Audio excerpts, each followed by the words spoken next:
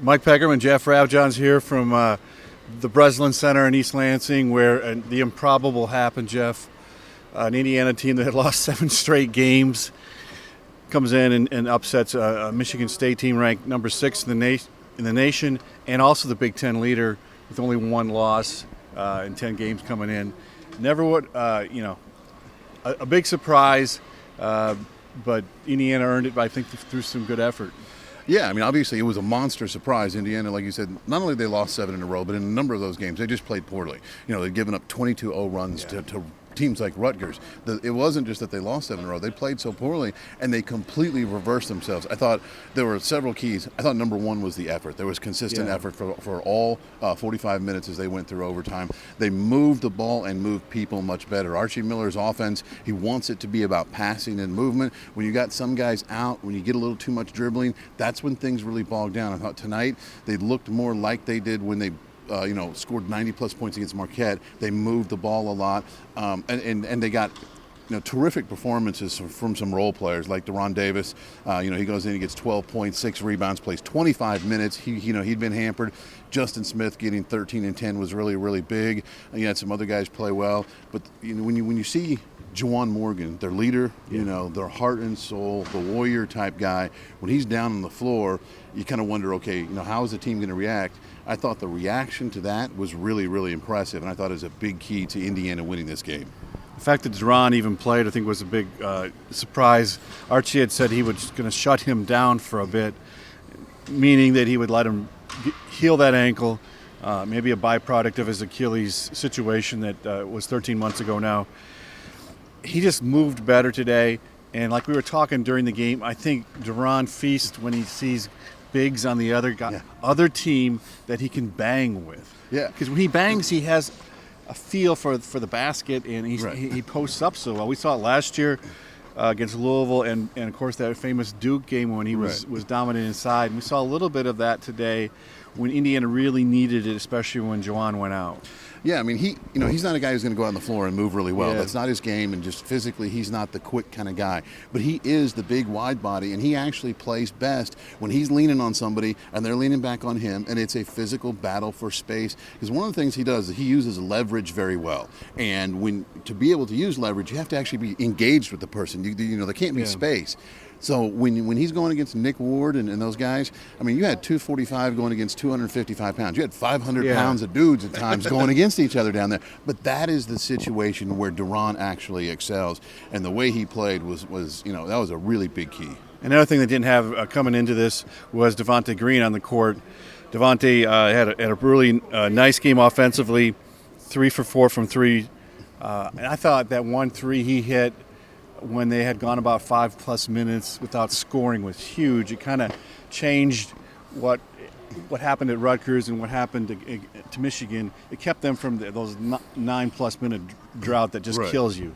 A lot of teams are going to give up 6, 7, 8 point runs, but you got to be able to keep it from getting to 12, 15, 17, those big numbers, and that stopped an opponent's run. That was really big. And another thing I thought was really big was just the way they shot it from 3 overall. They go 10 for 20 from 3, and I think they had 21 assists tonight. Yeah. And Archie Miller was joking, like, we had 20 assists. I don't know if we had 20 assists our past 7 games. I mean, they did if you add them all up, but they did not pass the ball like this. The passing led to the shots, but then the shots going 10 for 20 from 3, that was also really big. And it also shows what they can be offensively when they run Archie Miller's offense as it's supposed to be run, with passing and movement, and don't get dribble heavy.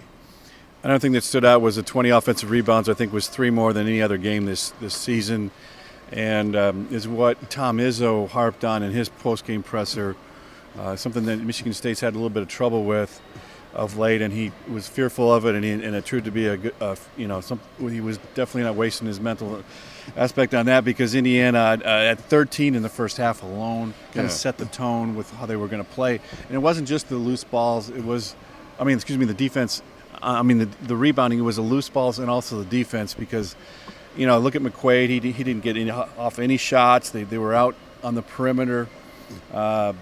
They let Winston get away from it, but he's going to do that. Right. But I thought they double-teamed well in the second half on Ward at times, especially Justin Smith flashing down there quickly.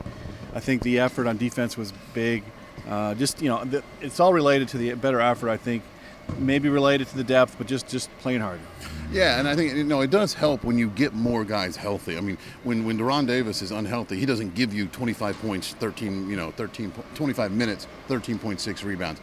The health is a factor, and another thing that matters is he's been back in practice for several days now. He kind of started to get back into the rhythm. He doesn't have his full conditioning, doesn't have game wind really. You noticed he was in and out. Yeah. He's not ready to go play 8-9 minutes in a row. It's got to be in bursts, but his bursts were very, very good. And the offensive rebounding was really big. Justin Smith goes in there, he gets 5 offensive rebounds. Not a lot of teams get 20 offensive boards here in the Breslin Center. I mean, that's a big time effort that really cannot be overstated. Yeah, of course, benefit from awful free throw shooting from Michigan State. Maybe a little karma because Indiana's maybe lost a game or two because of their own poor free throw shooting. We don't want to take too much time here. What does this win mean for the program right now? It moves them to 13-9, 4-7 in the league. Obviously, it's big for the postseason outlook, or keeps them in the hunt for that. I mean, I think there's 2 things. One, this is the first game of the start of the second half of the Big Ten season. So a lot of times, coaches compartmentalize the season. And one of the things that Archie does is, he's got small compartments, and then he cuts the conference season in half. It's a good start, gets them playing well to start the second half of the season. And obviously, they have more home games and road games here on the back half. That's another factor. It's a big-time quadrant 1 win. And the whole come Selection Sunday, the whole season counts. The wins in November and December don't go away, but you start getting something like this, that can be a tiebreaker. If you're really there on the bubble, or it can maybe if you do well the rest of the way, it can maybe get you clearly in and not on the bubble. But it's another quadrant 1 win. I think that's 6. I have to double check, but it's around 6 quadrant 1 wins for Indiana. That's a big thing. But I think the biggest thing is the effort was unbelievable. And they moved the ball, passed the ball, shot the ball. They ran the offense the way it's supposed to run. They played the way they need to play the rest of the way. Now we're going to sit back and watch what happens with Juwan Morgan and his injury. I thought it was a good sign that he came back to the bench in the middle of the second half. Not that it means he's going to be back for the Iowa game, but just the fact that he wasn't in so much pain that he had to be in the locker room for the rest of the game. He was out there supporting his teammates too. Yeah, and that was something that Deron talked about a lot post-game. He mentioned how it was big that Justin was really involved in the huddles, that Justin was, talking to him, meaning Deron, about some specific things on, hey, Nick Ward likes to do this, watch this, pay attention to that, attack him this way. He said that Juwan was talking to Jake Forrester about some things. He said he was really, really engaged. So, that's a good sign. Now, whether or not he's, moving forward, whether he's healthy enough to play at Iowa, time will tell on that. But it definitely was a good sign that he came back out. He was really engaged. The guy who's the team leader, I thought it was a helpful thing. The only thing I'd like to point out here before we go is that while Indiana's record is 4-7, they've had 2 road wins now and 2 home losses, so they're really kind of on an even keel. If you look at it from that perspective, a 6 of 9, I think, to finish the season at home. Yeah. The plate is there. They can still, I think, earn a decent seed and have a real postseason. They got to have to do it at home, something they didn't do, of course, against Michigan and Nebraska of late. But they are getting some players back, and that'll help.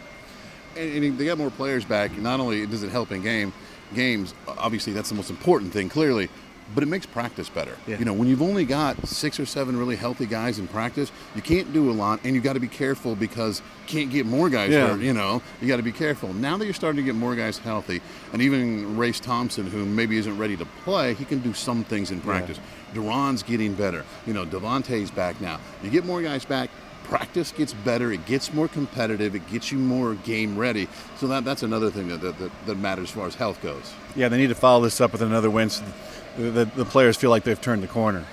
Yeah, definitely. And we'll find out in a few days, Friday, Iowa, and Jeff and Mike, Thursday, Iowa. Thursday at Iowa, yeah. They play at Iowa on Thursday. That's what you're going for. And we'll be back there with Jeff Rabjohns and Mike Pegram here at the Breslin Center. Thank you.